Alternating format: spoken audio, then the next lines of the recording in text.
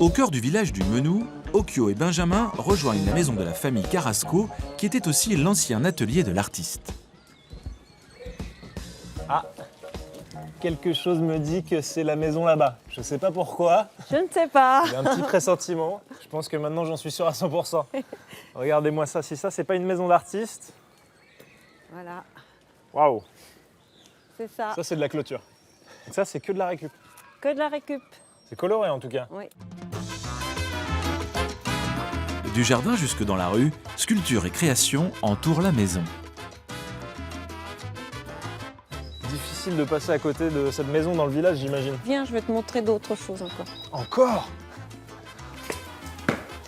Ah, ça y est, on y est. Ah oui. Au cours de sa vie, l'artiste a réalisé plusieurs centaines de sculptures.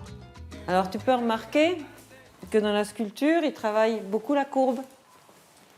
Et la première chose que je remarque déjà, c'est qu'il y a une vraie variété de types de pierres. En fait, Carrasco, il disait qu'il était un habitant du monde. Et donc, cette quête de mondialité, il va la chercher dans les pierres. Donc, là, par exemple, on est sur un marbre de Vérone. Ça, c'est un onyx d'Argentine. Les pièces noires, c'est un marbre noir de Belgique. Il avait une connaissance de la pierre qui était très, très étonnante. Parce qu'il disait, une pierre, ça parle. Pour Carrasco, les pierres étaient des éléments vivants. Bien que sans cœur, ni poumon, ni cerveau, pour lui, elles dégageaient une énergie sensuelle et érotique.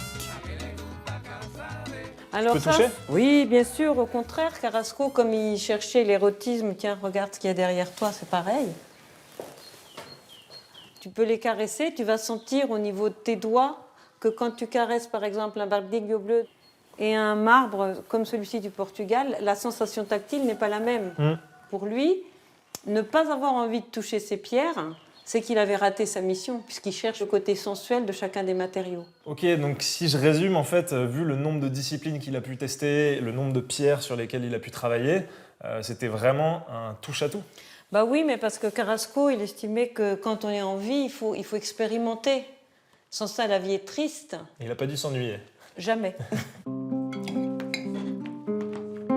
Profiter de la vie, dans la famille Carrasco, c'est une valeur qui compte. Aujourd'hui, petits et grands se sont rassemblés pour fabriquer des salteñas, une spécialité bolivienne. J'aime ce genre de surprise. Quand il y a de la nourriture, tu peux être sûr que tu vas me faire plaisir.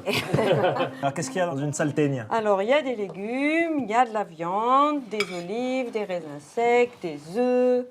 Allez, on va goûter ça. Je sens que ça va être très bon. Ah, elle n'est pas chaude, la mienne.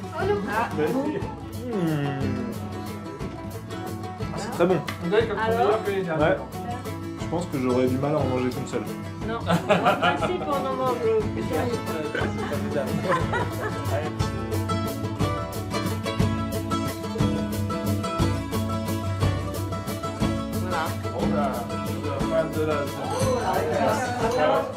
Bon bah vous voyez, pas besoin d'aller très loin pour mettre un petit pied en Bolivie. Moi je m'en prends une dernière pour la route et je vous dis à bientôt.